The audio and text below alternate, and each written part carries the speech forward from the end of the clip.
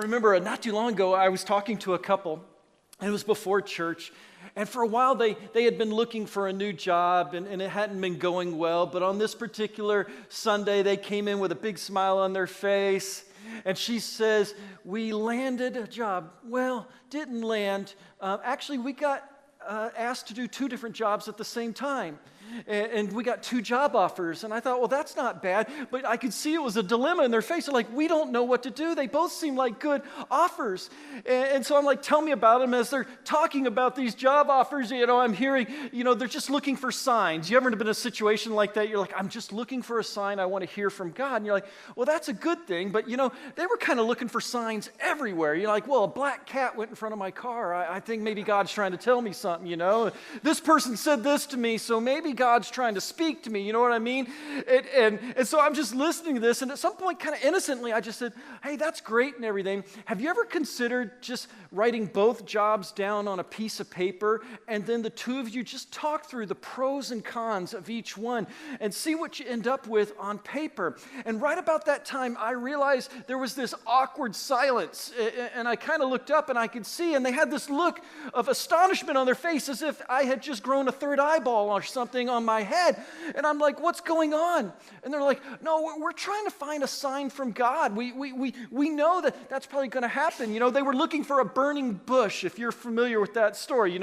They want a burning bush. They want angelic lights coming down from heaven. Oh, this is that thing you're supposed to be doing.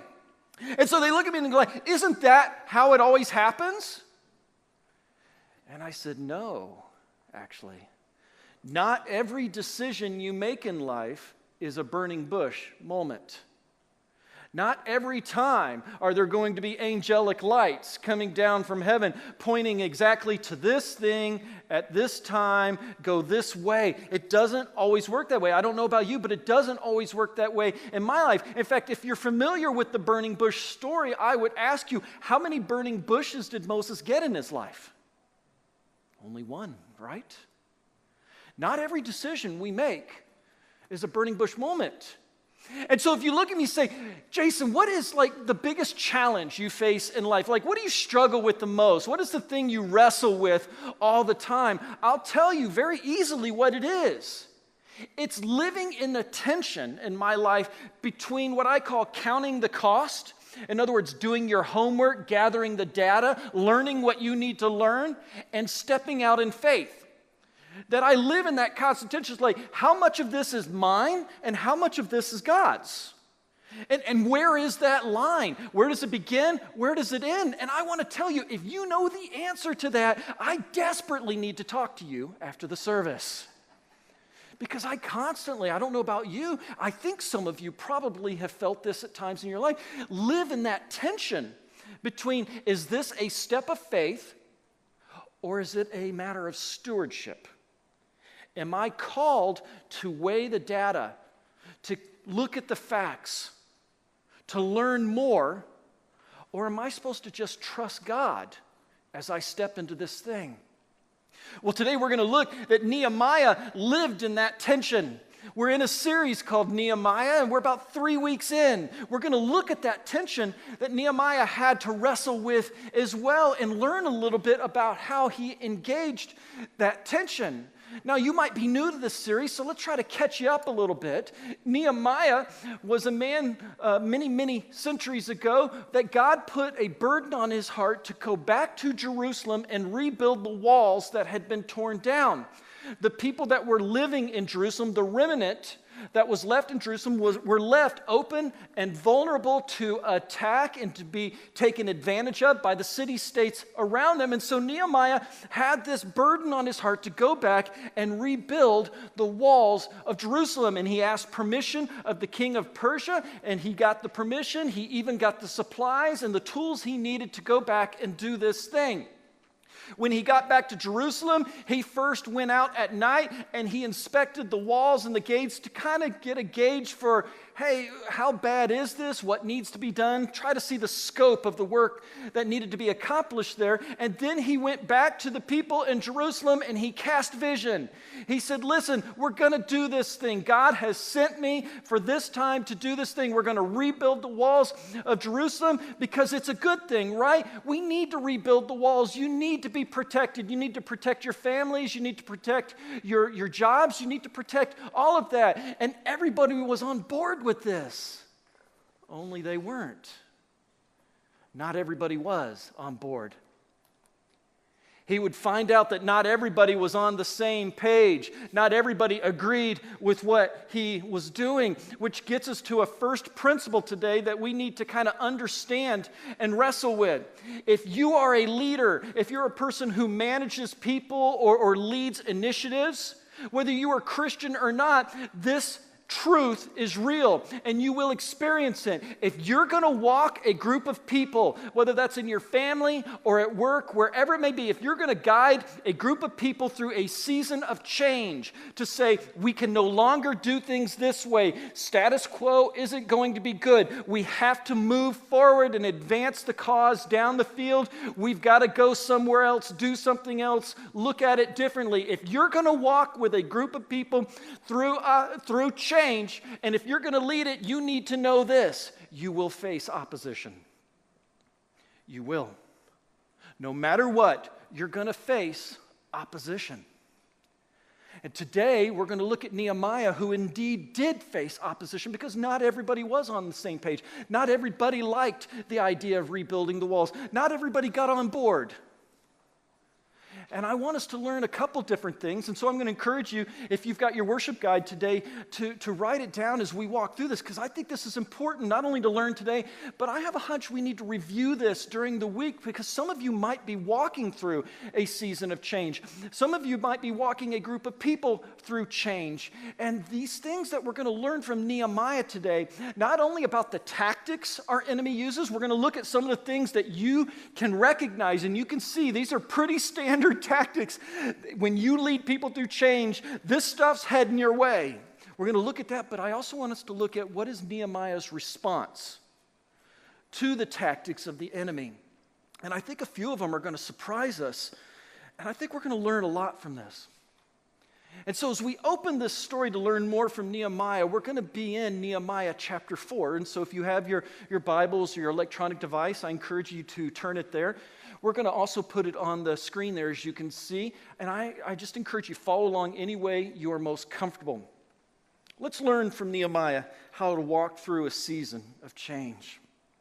We open up Nehemiah 4:1. It says, when Sanballat heard they were rebuilding. Now I'm going to call a timeout right there. That name Sanballat, this is not the first time that we've heard his name in Nehemiah, nor will it be the last time that we will hear his name. Sanballat, the best way to put it, was a complete thorn in the side of Nehemiah. It didn't matter what Nehemiah did. It didn't matter what decision he made. Sanballat was going to be unhappy. He's going to be grumpy. Got anybody like that in your life? It's like no matter what I do, no matter what I say, this person's going to be unhappy. I mean, if Nehemiah had stood up there and said the sky is blue, Sanballat would say, I completely disagree, it's purple. And I'm mad. He is a thorn in Nehemiah's side, and we're just going to see his name come up many different times. And so it's no surprise when we open up Nehemiah 4:1 that here he is again. When Sanballat heard that they were rebuilding the wall, he became angry, and he was greatly incensed, and he, would you say that word with me here? He ridiculed. He ridiculed not just Nehemiah, notice here. He ridiculed the Jews. He ridiculed all of them. He made fun of them. You know anybody like that? You've made a decision. You know it's the right decision. You're helping to walk them through change and transition in this thing. But the first thing someone does when they disagree with you is they make fun of you. What are they ultimately doing? What is the key tactic? And this is your first fill-in for the day, because this is one of the main things that the enemy will try to do when you walk a group of people through a season of change. What will they do? They will mock you. You can count on it. There will be a group of people who will mock you. They will make fun of you. And that's what they were doing in this case. They were mocking not just Nehemiah, but they were mocking the Jews, making fun of them. What's interesting is what we'll see is Nehemiah's response to this, and it might surprise you, his response to this. How did Nehemiah respond? He did not respond. And that's important for us to understand, because I don't know about you, but when someone mocks me, my first response is not to be quiet. You mock me, and you know what? The human side of me, the sinful side of me, is going to throw a zinger right back at you. Now, that's only me. I know y'all don't do that, but I do. You all keep your composure and you're cool at times like that, right? This person's mocking you. They're ridiculing you. No. What happens? I'll show you. And the problem is it's a trap. And then you get in this trap of tit for tat, and it's like, you mock me, I'll mock you back. You mock me, I'll mock you back. And before you know it, you're in this vicious cycle that you can't get out of. You've got to get the last word. You've got to win this argument. I have to defend myself. Anybody ever got caught in that trap before? Just me? Mm-hmm. It's not our first reaction, is it, when someone mocks us, to just do nothing, to just absorb it. But that's precisely what Nehemiah did. And we have to ask ourselves, what is it Sanballat and his friends were trying to do in this situation? And when we ask that, we come then to the next tactic we often see when we're walking a group of people through a season of change. And it's important to recognize this one too. What is it he was trying to do? He was trying to discourage Nehemiah and the people. And that's the next tactic that the enemy will use when you're leading people through a season of change. Try to discourage you. We see that in Nehemiah 4:2. When we continue reading, it says, what are those feeble Jews doing? Will they restore their wall? Will they offer sacrifices? Will they finish in a day? Can they bring the stones back to life from those heaps of rubble, burned as they are? What is it they're trying to do? They're trying to discourage Nehemiah and the Jews who were building that wall. You can't do this. It can't be done. You're not good enough. You ever had someone tell you that? You can't do this. You're not good enough. They're trying to discourage you. This thing is too big. It can't happen. And it's interesting to see what Nehemiah's response is to this. And it's a response we'll actually see several times, not only today, but throughout this story. We've even talked about it already. What does he do when the enemy is trying to discourage them? He turned to God. He turned to God. He prayed. Only he doesn't pray quite like you think he would. And so let's take a look at this prayer that Nehemiah prayed when he was being mocked and when they were trying to discourage him in this project. We see that prayer in Nehemiah 4:4. He says, hear us, our God, for we are despised. Turn their insults back on their own heads. Give them over as plunder in a land of captivity. Do not cover up their guilt or blot out their sins from your sight, for they have thrown insults in the face of the builders. Oh my goodness. You ever prayed a prayer like that? I'll give you the modern version. Dear Lord, strike them with lightning and leave nothing but a heap of ash. I'm going to take 3 steps back. Here we go. It's not a good prayer, but it's honest. You ever prayed a prayer like that? You ever thought a prayer like that? Oh, only me again, right? Somebody's insulting you. Someone's mocking you. Who hasn't wanted to throw that prayer out there? Lord, get them. My first response when someone does that is not to go, oh, dear Lord, thank you for the blessing of them in my life. Oh, I love this prayer from Nehemiah. I don't recommend this prayer from Nehemiah, but what I love is the humanity in it. I love the authenticity, the realism of it. Nehemiah doesn't try to clean this prayer up at all when he goes to God with it, and I wonder how often we do that. I wonder how often sometimes before we go to pray to God, we want to make sure we clean up that prayer, right? We want to whitewash it a little bit. Let's make sure we get the words right. Oh, and don't forget to include a couple of big churchy words in there that Jason has to look up afterwards, on that, because God's impressed by our vocabulary, right? Oh, and be PC too. We live in a PC culture. How often do we try to clean up our prayer before we give it to God? And how silly that is. Why? Because God knows your heart. He already knows before you pray what you need. He already knows what you're feeling. And I love the fact that Nehemiah, he doesn't try to clean it up in any way. He just lays it out there. Dear Lord, get them. And I think that's okay to pray that way sometimes. Let's keep our prayers to God real. When somebody's mocking you, when they're teasing you, when somebody's trying to discourage you, you have very real feelings. Share those with God. He can handle it. Now, what did our opposition friends do next? Well, we see in verse 8 of Nehemiah 4, it says this: they all plotted together to come and fight against Jerusalem and stir up trouble against it. A couple key words we need to look in this is fight, but I think the other key word that I think more and more I've been focusing on is that word plotted.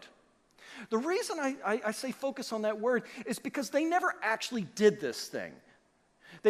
History shows that they never actually came against the Jews. They plotted, it says, to come and fight against them. And it's in that word plotted and fight that we get the key to what is going on here. We see the next tactic that our enemy will use when you're walking through a season of change and leading a people through a change. What is that tactic? That they will sometimes threaten you. And that's what they were doing. They were threatening Nehemiah with a fight. And sometimes that's what happens. You do God's work, you step into his calling, you do the thing you know you're supposed to be doing, but the enemy, if mocking doesn't work, and if discouraging doesn't work, you can guarantee it, they will threaten. They will come against you. If you do this thing, I will strike back. If you go that direction, I will attack you. I will fight you. This will happen in work. This can happen in families. It happens in church sometimes too. Sometimes people say, you know what? I don't like that change you made. I don't like this thing that you're doing. I'm leaving the church. I'm mad. I'm angry. Or they'll say, listen, I don't like the direction you're going on this thing. And you know what? I've decided I'm not going to give anymore. I'm not going to tithe. Of which I caution you to say, it's not my tithe to begin with. The Bible says the tithe belongs to God, so you're stealing from him, it says. And I would remind you of that. But people get mad, they get angry, they threaten you, and you have to be ready for that. And what's so interesting is it kept saying in this story that they were angry that he was building the walls. It never actually said why they were angry. Now, we can take some pretty good guesses because human nature is human nature, and there's always power and control things going on, but it never specifically says why. And I've seen this happen, and if you've walked through change with a group of people, maybe you've seen this happen too. Someone comes up to you and they say, I'm mad, I'm angry, I don't like what you're doing, and I'll back out, I'll go, okay, good, tell me more about that. Help me understand it so that we can address this, walk this with you. What's going on? And they say, I don't know, I'm just mad, I don't like it. You're like, what do I do with that? You ever seen that before? Just mad. What is Nehemiah's response? And I think this is so great. And I think it's a surprise, probably too. It was a surprise for me.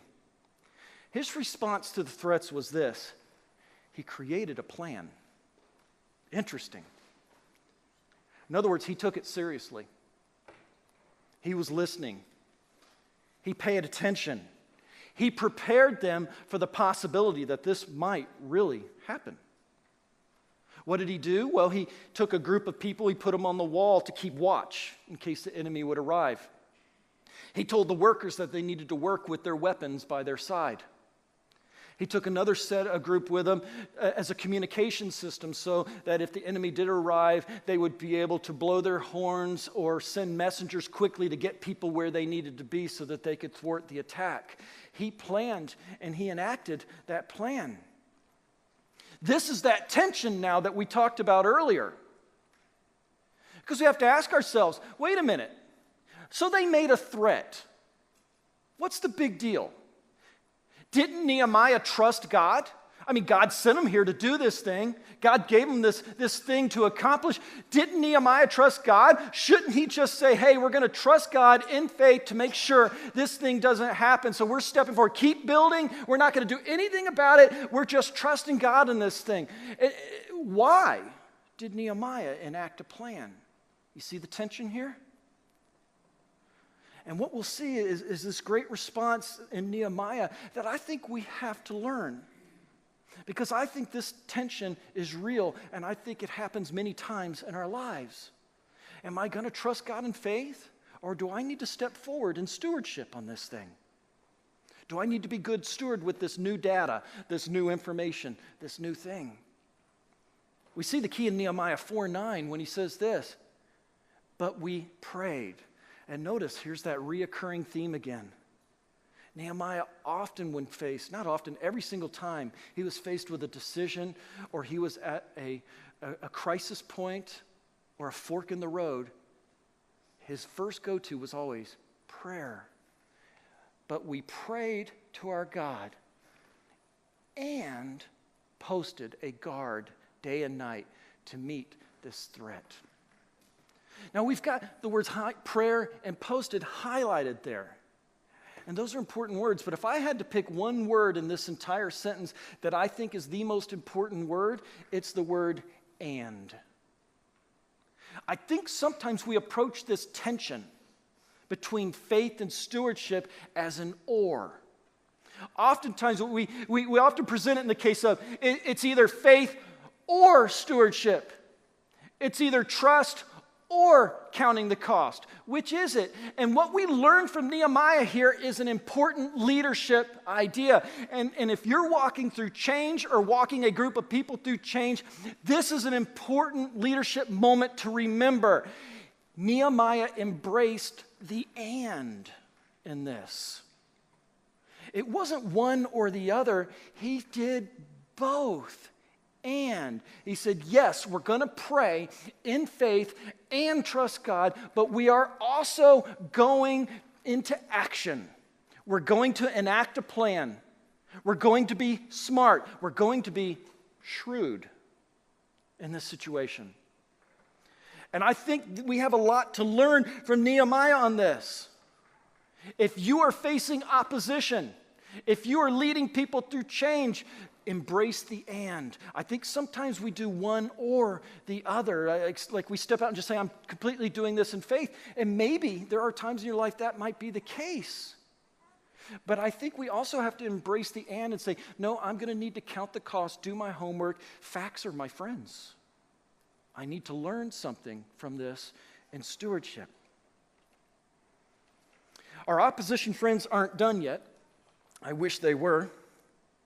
But we end up running into them again in Nehemiah 6:2. 2 chapters later, it says, Sanballat and Geshem. So there's our friend. He's back again. Sanballat and Geshem sent me this message. Come, let us meet together in one of the villages on the plain of Ono. But they were scheming to harm me. You say, well, how do you know they were scheming to harm him? Well, it doesn't really say, but the fact that they were inviting him to one of their towns where their army is far from the town he's in was a pretty good hint. It was a bad idea to go to that meeting. But we have to ask ourselves, what's going on? What's the underlying thing really going on here? And it can be tough to see at first, but I think it's important we understand this one fact. Nehemiah did not need their permission to build the wall. He did not need their agreement to continue building the wall. He did not need them to be on the same page and on board for him to accomplish what he needed to accomplish. And that's important to remember, because the fact that we know that Nehemiah didn't need a conversation with them, didn't need to make them feel good about it and okay with it, helps us understand what they were trying to accomplish here. What is it they were trying to do? This is an important one, because if you're leading people through change, this is a big one. He was trying to distract him. You see, when you lead people through change and you face opposition, they will often try to distract you, to get you away from the thing you are doing, to get you looking enough, to get you in another conversation, thinking and talking about something else. Interesting what Nehemiah's response was to this distraction in verse 3. What does Nehemiah say? He says, "So I sent messengers to them with this reply: I am carrying on a great project and cannot go down. Why should the work stop while I leave and go down to you?" At first, that can seem like a really arrogant response, but no, in this we see an amazing principle in his leadership of what's going on. He's saying we're not going to stop the building. And the reality is the enemy will sometimes try to distract you. Shouldn't we be doing this thing?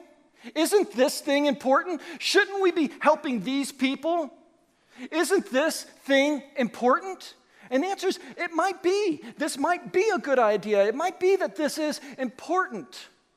But what we have to ask ourselves is this what we should be doing right now? Is this the thing we're supposed to be focused on right now?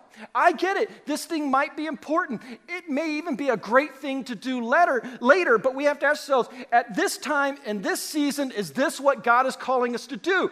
Because we can do one thing great, or we can do a bunch of things okay. Do we need to focus on this thing? What is God calling us to do? And I think that's important to understand, because essentially the leadership piece that we take away from Nehemiah is this: when they were trying to distract him, he focused on the goal. Nehemiah never lost sight of the goal. Yes, this thing might be worth talking about. But did you know, and I don't know if you've ever experienced this at your job or in your family, you can absolutely talk something to death. There is a such thing as death by meeting. You can kill an idea and you can kill an action talking about it all the time. And there's a very real idea that sometimes the talking stops and the doing begins. We've talked it through. We've gotten advisors. It's time to move forward. That's what's going on here. He focused on the goal. And the key thing I have to remind you is this, leaders. Leadership isn't always understanding what to say yes to. Sometimes, oftentimes, leadership is knowing what to say no to. I like this thing, it might be a good idea, but no, we cannot do it at this time. We cannot go that direction right now. Doesn't mean I don't love you, doesn't mean I don't think it's a good idea. But right now, this is the thing God is calling us to, and we must stay focused on it. Good leaders are rigidly focused on what they have been called to do. And so was Nehemiah. And the last very quickly thing the enemy threw at them, which really wasn't very nice, was this. In Nehemiah 6:5, we see this. Sanballat sent his aide to meet with me with a message, and in his hand was an unsealed letter. And we don't have time to cover all this, but I'll just tell you what was in that letter. In that letter, Sanballat was accusing Nehemiah that the whole reason he was rebuilding the walls of it was he was trying to build his own kingdom. He was trying to increase his own influence and power. He was just doing this for himself because he was going to declare himself king and then revolt against the Persian army. He was making that outright accusation. And that's where we see the next tool of the enemy. What will they do? Sometimes they will accuse you of things you have never done, never thought, would never have crossed your mind. But that's what they do here. And the key word in that verse that we saw just before, there was a word I had highlighted, and it's this: unsealed letter. Interesting, when you sent letters that day, you sent them sealed either with wax or clay with a stamp on them, so that when the person it was intended to come to got it, if it was not cracked open, they knew nobody had read this thing. It was only their job to open up the seal, to look at the letter inside. But that's not what he sent. He sent an unsealed letter. What's going on here? Sanballat intended everybody to read this thing. He didn't send a sealed letter. He wanted everyone to read it. And you know how that journey, he might be up here and the letter needed to go here, but that journey kind of went over here and it went over here and it took its time getting to you and went into several people's hands so that everybody could see this letter. It'd be a bit like me trying to accuse you of something and saying, oh, by the way, I CC'd about 100 other folks on the way. He wanted everyone to see it. It was dirty. It was mean. And he was accusing Nehemiah of building his own kingdom. What's interesting is Nehemiah's response to this. Once again, it surprises me, challenges me when I see it. He did not defend. He did respond in this case.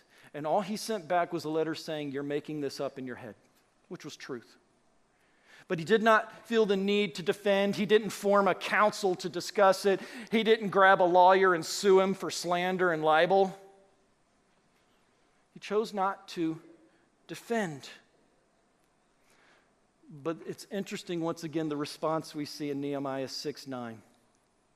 But I prayed, strengthened my hands.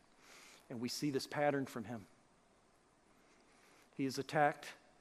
He prays, responds, he builds. Attacked, he prays, responds, he builds. No matter what, he was advancing the ball down the field one step at a time. And leaders, that's what I want to remind you of when you take a group of people through change. You're going to see some of these tactics head your way. Do not allow them to derail you. Keep building, keep building, keep building.